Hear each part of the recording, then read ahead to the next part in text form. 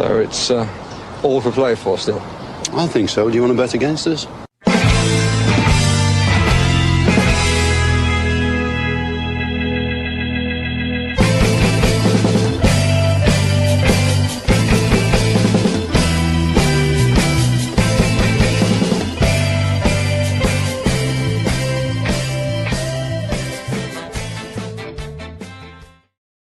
Hello, villains, and welcome to For the Love of Paul McGrath podcast, where Aston Villa didn't look like they were going to get anything out of this game after what was one of the worst first halves. It was certainly not an advertisement for football in general, never mind Premier League football.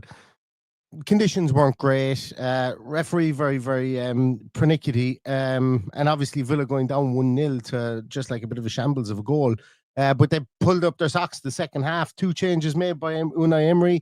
Focusing on that left-hand side that I said would be the area that Villa would need to dominate. And Villa pulled themselves back into it early in the second half. And then through sheer brilliance of a free kick from Morgan Rogers, something that I had not seen in his locker previously, Aston Villa defeat Leeds away. And you know what? Like that Premier League table is looking pretty nice right now. I have to say it's looking pretty nice for considering where we were when I was driving from Dublin back to Galway after meeting Ian Taylor and meeting up with all the Dublin Villa fans in the Irish in Leinster lines after the Brentford game.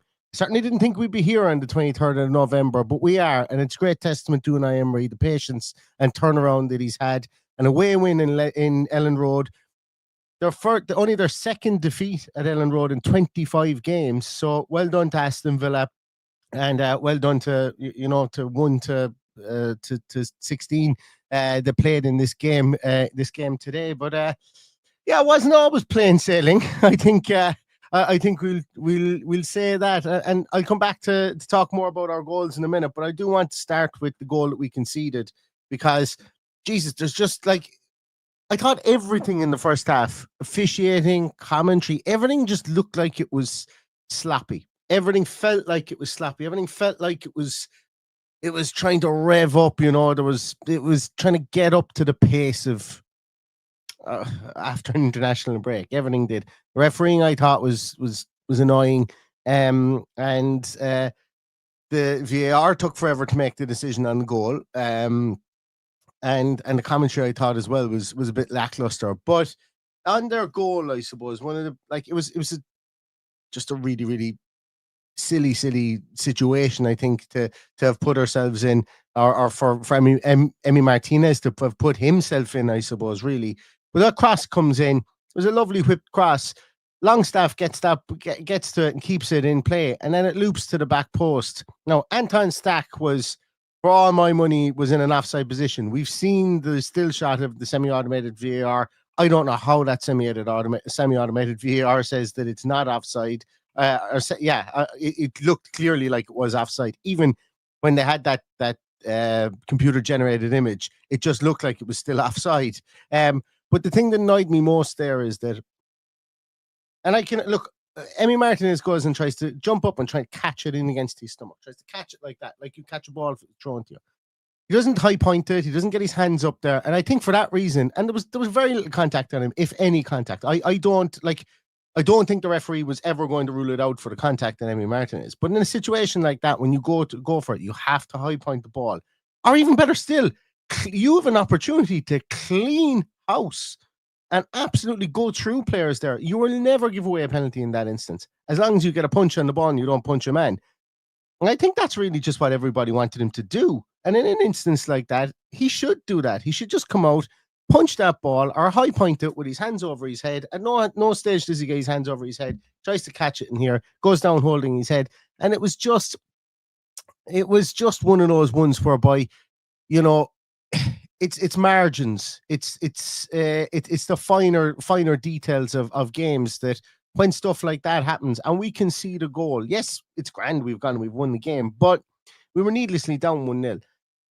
And we were needlessly down 1-0 after 8 minutes, which is normally a death knell for Aston Villa away from home, considering that, and I have to say fair play to Leeds. Leeds didn't just park the bus at that stage when they could have. They kept on pressing us high, but look, in future, I don't want Demi Martinez to pass the ball out to Mo Salah like he did against Liverpool. I don't want Demi Martinez to come trundling out of his goals and just boot players like he did against Man United last year. And I don't want Demi Martinez to go and try and catch it in the breadbasket like he did there. Go high point it. It's, to me, it's goalkeeping 101. And we got away with it. We got away with it because we conceded that goal. And then, the second half was a much better second half with a lot more tenacity, I think, from Aston Villa, and a lot more pace, I think, in the attack and in the thinking, I suppose, throughout the field from Aston Villa as well. So just wanted to start with that, because obviously we'll go chronologically with the game. So Villa didn't really look like they were too bothered about going down 1-0. The game was slow. The conditions were horrible. The pitch was pretty poor as well. But the conditions were horrible.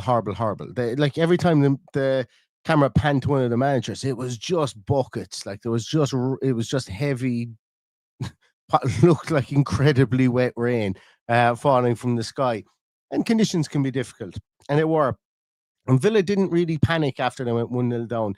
And I'll be honest with you, I was kind of like, yeah, this looks very passive from Aston Villa here. And nobody really in that first half was really on form. As I said, they looked like they were spluttering, trying to warm up. Apart from John McGinn, who I thought got around it, he kind of showed a bit of grab it by the scruff of the neck in the first half. Himself and the referee didn't get on for the whole game. That's they were having words. They were constantly chirping at each other for the whole game. And then McGinn obviously was taken off in the second half, I suppose, probably because I think that Rob Jones would have sent him off at some stage. But he got hauled off in the second half, and that was fine. But yeah, the first half was very turgid. It was sloppy. It was like, for want of a better word, it looked like it was all stuck in the mud, because it kind of was. The pitch wasn't really great, and the conditions weren't great. We had a couple of efforts. Matty Cash snatched that one from outside the box. It was actually quite a good shot, I thought, but it went wide. And Ollie Watkins had an absolute beauty of a curler that just grazed the post as it went wide. They were really the two massive attempts that we had. Leeds didn't have too many attempts. They had one whereby a shot came in, Martinez saved it and got down to the second ball again, but there wasn't too many attempts. Now, first half, as I say, wasn't really an advertisement for football. But then the second half came, and I thought, as I'd said before, and this is the Neil Dunworth show, I suppose, really. But sorry, I'm looking out of the corner of my eye to see if Unai Emery is being interviewed yet, because I have subtitles on this here, so at least I'll be able to see what he says. But he makes a substitution at halftime and completely changed the Villa's left-hand side. Now, I've been saying for the whole lot of the preview that Aston Villa need to dominate that left-hand side. That's literally the only pre-match commentary I've had on any of the podcasts or anything I've done. Because for me, it had to be a case where you had to outwork Brendan Aronson, and you had to hammer the hammer on Jayden Bogle, because they were sending their fullbacks very high. Both fullbacks, Goodmanson and Bogle, they were sending them high. We weren't able to get in behind them because they're very athletic fullbacks as well. And we needed to change it up. It wasn't exactly as if Digne and Buendia were playing poorly, but we didn't have the change of pace, in that left-hand side. And at halftime, on comes Ian Maatsen and Daniel Mallon. Mallon goes to the right-hand side. McGinn goes more central. Rogers out to the left. And Maatsen slots in at left back.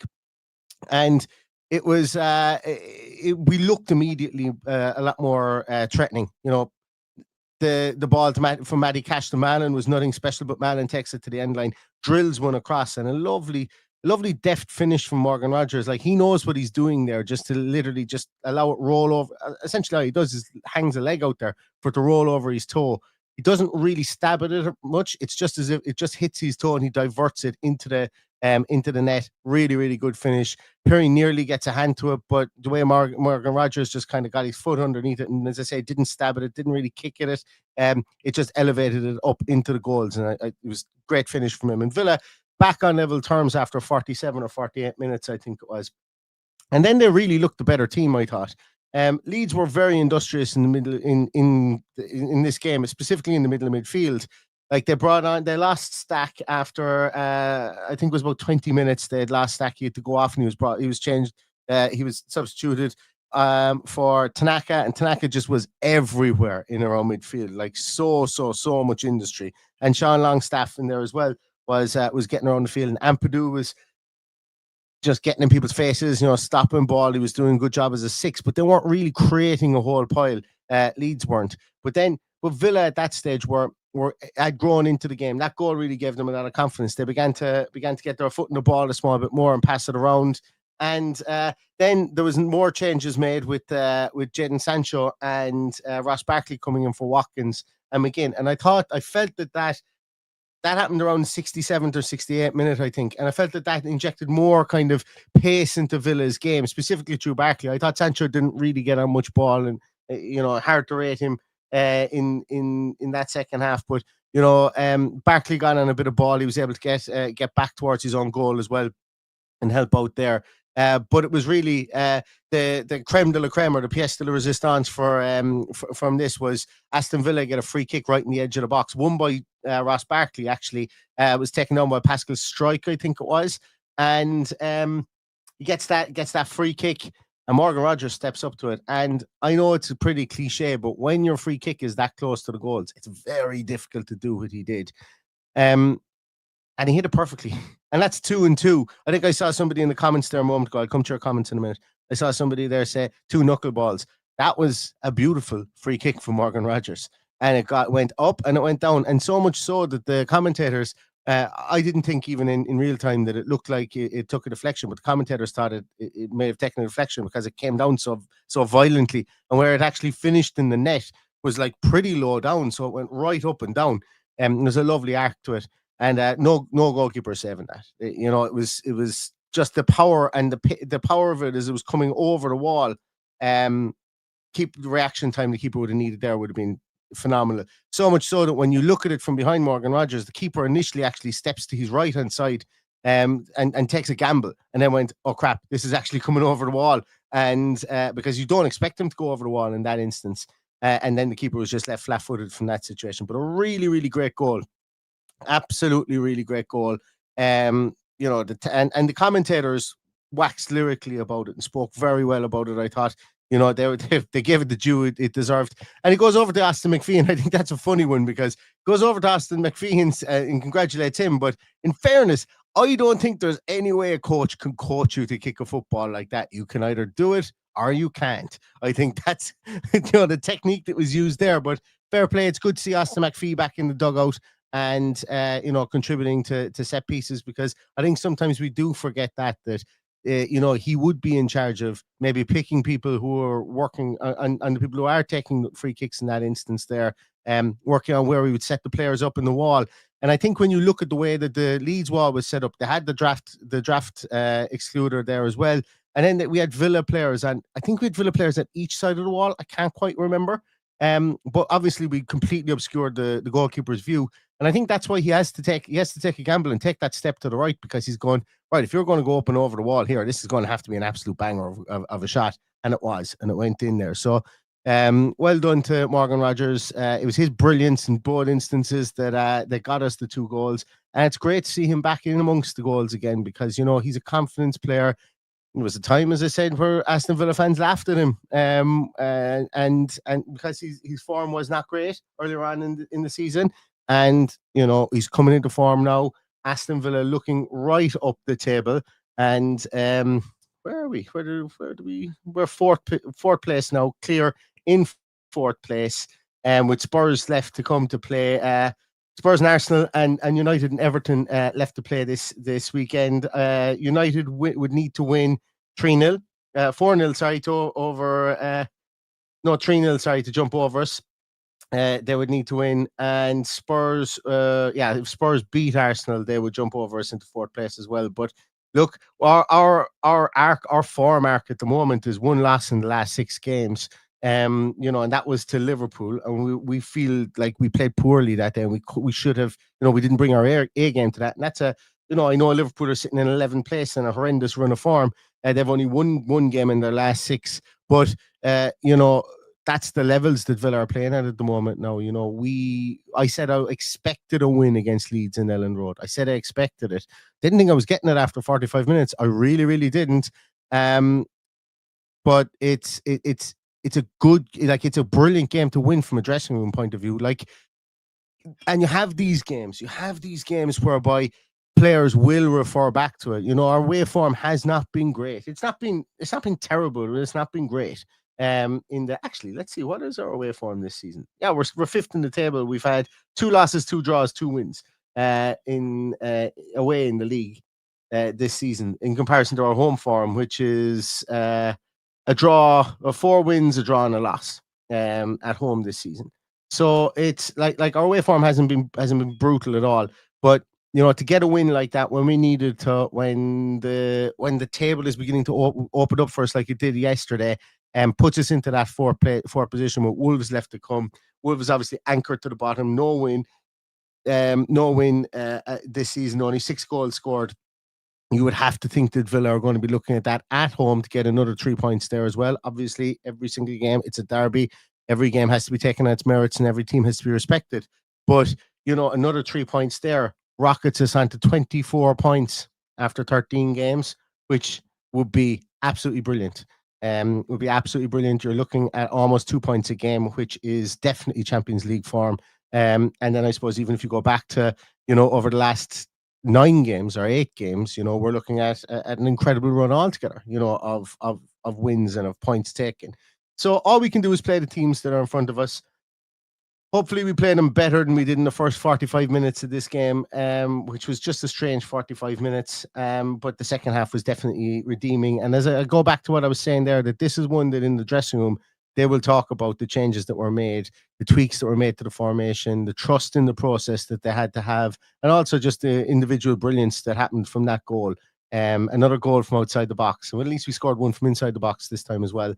And you know, this is one that they'll be able to pinpoint at the end of the season and go, we'd grind that one out, because it was a very attritional game. There was a lot of fouls, there was a lot of, you know, niggly stuff going on throughout the game. And Rob Jones, God bless him, if his t-shirt was any tighter, I think we would have been able to see his belly button. But he was in danger of letting a football game break out in the first half there at one stage, and I don't think he contributed very well to the first half either, specifically with the conditions. But look, Villa come out 2-1 win, and we're looking up the league now. And as I say, we're we're only so bright. That's the form table. So Chelsea obviously in second on 23 points, Man City in third on 22 points, Aston Villa in fourth on 21 points. Crystal Palace on 20, Brighton on 19, Sunderland 19, Bournemouth 19. But even if we look at this here, you know, we're on 21 points. There is now, I was going to say there's now a bit of daylight. We're on 21 points. Newcastle are on 14th on 15 points. So there's still 11, between those 11 places, there's only 6 points. So the league is still concertinaed, but it's given us a bit of breathing space from the likes of Tottenham, United, Liverpool, Brentford, and maybe even Bournemouth and Sunderland there, because we're 2 points ahead of them. Specifically, as I say, with now the focus turns to Wolves before a busy festive period. Well, the focus turns to Wolves after we play Young Boys. Now, I want to come to your comments there, guys, because I've done a lot of soliloquying. Melty Shirt says, top 4, baby. Awful first half, but got it done eventually. Absolutely. I think that's the way we have to think about this, you know. Andy Hilly says it's a game of 2 halves for sure. Swampy says, found our rhythm in the second half. A win on the road is also great, and that can't be underestimated. You know, winning is a culture, winning is a habit, and grinding out wins like that is cultural, you know, winning a team. So fantastic stuff as well. Paperclip says, very physical challenge and a dogged win. Absolutely agree with that. Cat Cannon says the game was stressful. I can agree with that too as well. 6 minutes of injury time at the end of the game was a bit of a stress for me as well, because you just never really knew what was going to happen, specifically after their goal that was disallowed as well. You know, a ball comes across, Martinez gets a finger to it, and it goes right across Matty Cash's body. Could have hit off his hand as well.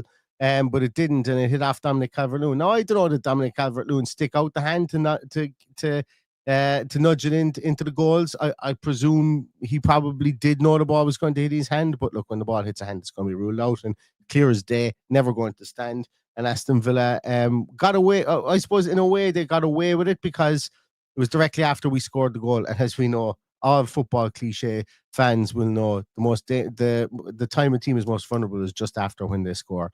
And Villa don't need any cliches to feel vulnerable sometimes. So it was nice to see that one ruled out, I think, for sure. Where are we? Boom. Yeah, a couple of people talking about Watkins' legs are seriously gone. It's a shame. Yeah, he was poor again today, absolutely, and was taken off, rightly taken off, I think, as well. I don't know where the Watkins story is going from here. But I spoke with Dan Bardell on it. I think getting in a grizzled old veteran to play, veteran striker to at least have some sort of rotation in the 9 position, as opposed to just relying on Malin, because I think Malin is going to do some of his better work from that right hand side. I think that's what Villa will be looking for in the January window.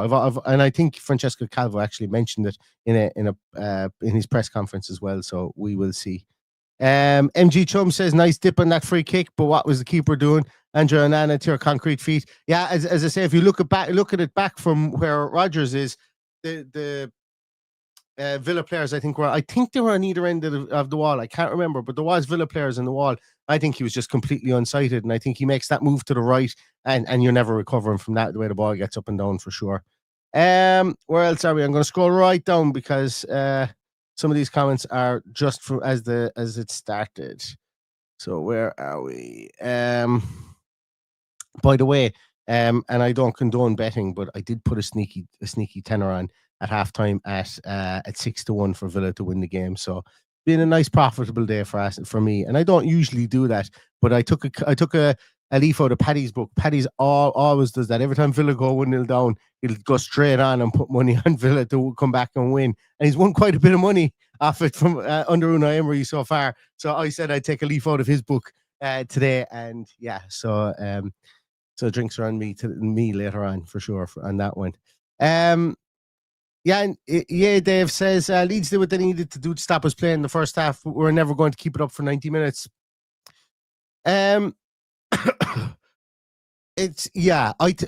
think we got sucked into playing against Leeds as opposed to playing as Aston Villa in that first half. Again, the conditions were absolutely horrible, and the pitch was horrible out there. So I think the adjustments at halftime, maybe there was something in that in those adjustments, but you're right. It's very difficult to keep. Like their press was so intense in that first half as well, under the weather, the bad weather, should I say? And to keep that up for 90 minutes is tough going, for sure. Mr. Monkey Hat says, love how Malin was constantly calling for the ball and finding space. Exactly. Yeah, he looks hungry. He looks super hungry, doesn't he? And I think it's probably only a matter of time until we see him getting a run of games in this team, whatever position it is. I do feel that, because he looks like he's a hungry player at the moment. And as you say, getting into those positions and being eager was something maybe that we're missing in the first half as well. Where else are we? British Mick says, I've been saying play Watkins in his original position for a long time. Instantly starts out the left side position and makes way for a change up top. He's a left winger.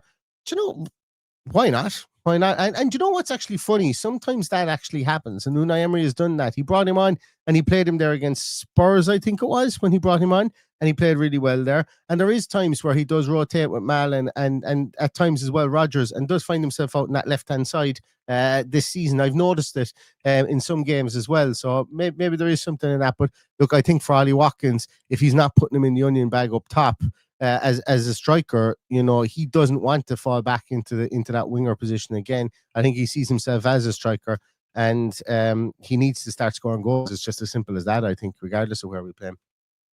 I think he does seriously need to start scoring goals. And as CC says, loved how Rodgers ran to McPhee to thank him as well. Yeah, I'd still love to know what input there was in there, because, like, as I say, you can either do that or you can't. But fair play to them. I think maybe setting up the wall as well is quite key in instances like that too. I'm going to scroll down here. Apologies for missing everybody. everybody's comments there as well.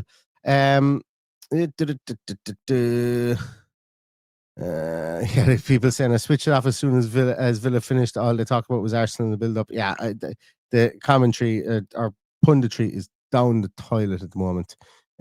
Just the coverage is so slanted and biased currently. It's just incredible. Like it's the Villa that game. Villa Leeds is an inconvenience to Sky Sports today. Wholly inconvenience. Where else are we? And the Collins says, yes, Neil, super win away from home. Malin outstanding when he came on, really dynamic, great subs, starters and finishers. Now, absolutely, like Barkley's gonna probably get himself another contract at Aston Villa. I would say maybe a year extension if he keeps playing as that kind of finisher, coming in and having an impact. And look, one of the things I'll say to everybody is, and this isn't me giving out about any of the things like FootMob, SofaScore, who scored, anything like that. But they will give a player ratings at the end, and that's algorithmically based, and it's also based on the aggregation of player rating scores that people will put in there as well. And what you'll see is that some players won't grade out very well in those. And don't ever take those gradings as gospel. Because some players won't grade out well. I would go so far as to say that Ross Barkley won't grade out very well in those. But I think there was 2 or 3 pivotal moments. There was one moment where was it Lamar Bogart, I think, it was like we were playing the ball around. It was on the edge of our area, and I think he played a sloppy one. And Barkley got in to rescue the ball with a header, and then the ball came back to him again, and he played a lovely kind of ball out wide out to Maatsen, and then he got up the field. Actually, I think he might have gotten on the end of that again then to get to win the free kick. Maybe he did. I'm not quite sure, but I thought it was lovely composure from him, and obviously then he wins that free kick for the goal for Rodgers. And there was 2 or 3 pivotal moments whereby he used his experience as that finisher, fresh legs, to get around the field, and that's underrated. And look, I know he's 31 years of age. I know he's not getting any younger, but if his role and if some more people on this team, if their role gets diluted down to 20 minutes of high octane football as they get older, well, there are some players here who can do that and have the football IQ to do that. So I think it's fair play to Ross Barkley. He will be underrated for what he did in that game. But I think if you guys watch back the 20 odd minutes that he had, his spacing was very good. The positions he picked up were good, and those 1 or 2 little instances that may not have come to anything but could have come to something. And specifically, I think winning the free kick for that goal as well has to be applauded as well. Right, I think I'm going to call this one a day. I'm going to put a bow on this one. But thanks so much, everybody, for coming and joining us. Really, really appreciate all your time, as always. We had a bumper amount of people in our first... it's been a long time since we've had nearly 2,000 people in our watching live, that is, in our Team Sheet Tantrum. So thank you so much for coming along. We've nearly 1,000 people watching here across all platforms as well. So I really appreciate it.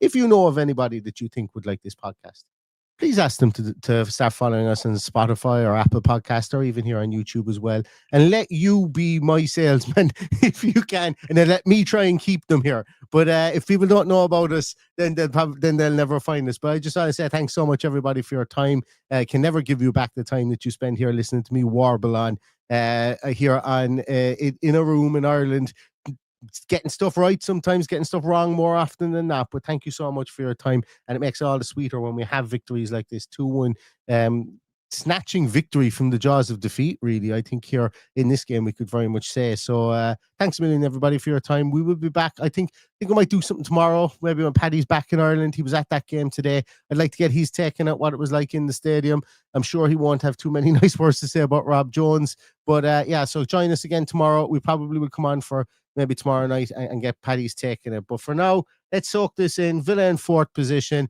We're looking forward to Young Boys at the week during the week, and then we've got Wolves at home then at the weekend as well. And let's ride this train to wherever it's going, because from the start of the season we're very much in a very privileged position as we are now, and long may it continue under Unai Emery's stewardship. Thanks so much, everybody. Great to have an Aston Villa win. Stay safe, stay healthy, and all that's left to say is up the Villa.